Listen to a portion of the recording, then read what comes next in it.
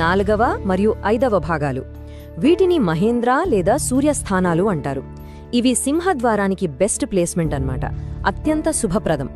అదే మొదటి 2 భాగాల్లో అంటే బాగా ఈశాన్యం మూలకు లేదా 6 నుంచి 9 భాగాల్లో అంటే ఆగ్నేయం వైపు ద్వారం పెట్టడం అస్సలు మంచిది కాదు. దీనివల్ల అనారోగ్య సమస్యలు లేదా అగ్నికి సంబంధించిన ప్రమాదాలు జరిగే అవకాశముందని వాస్తు నిపుణులు హెచ్చరిస్తారు. ఇప్పుడు చాలా మందికి ఒక డౌట్ వస్తుంది, అయ్యో మా ఇంటి ద్వారం సరైన స్థానంలో లేదే, మరిప్పుడెలా, ఇల్లు పడగొట్టలేం కదా అని. కంగారు పడాల్సిన పనే లేదు. అదృష్టవశాత్తు వాస్తుశాస్త్రంలో ఇలాంటి దోషాలకు కూడా కొన్ని సింపుల్ రెమెడీస్ అంటే పరిష్కారాలున్నాయి.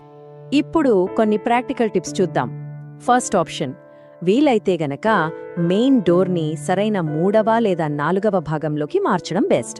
ఒకవేళ అది సాధ్యం కాకపోతే కనీసం మన ఇంటి కాంపౌండ్ గేటునైనా తూర్పు ఈశాన్యం వైపు ఉండేలా చూసుకోవాలి. ఇంకో సింపుల్ రెమెడీ ఏంటంటే మెయిన్ డోర్ పైన సూర్య భగవానుడి ప్రతిమ లేదా చిత్రాన్ని పెట్టడం.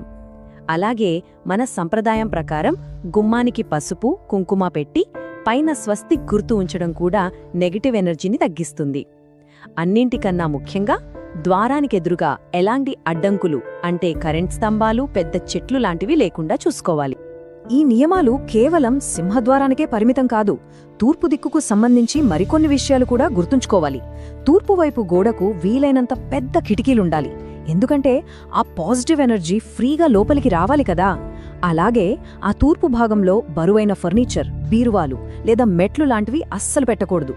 తూర్పువైపు ఎంత ఓపెన్గా ఎంత తేలికగా ఉంటే మనకు అంత మంచిదన్నమాట. ఇదంతా విన్న తర్వాత మనల్ని మనం వేసుకోవాల్సిన ఒకే ఒక్క ప్రశ్న మిగిలుంది. ప్రకృతి మనకు ఉచితంగా అందిస్తున్న ఈ అద్భుతమైన విశ్వశక్తిని అందుకునేలా మన ఇల్లు ఉందా? మన నివాసం ఈ కాస్మిక్ ఎనర్జీతో నిజంగా కనెక్ట్ అయిందా?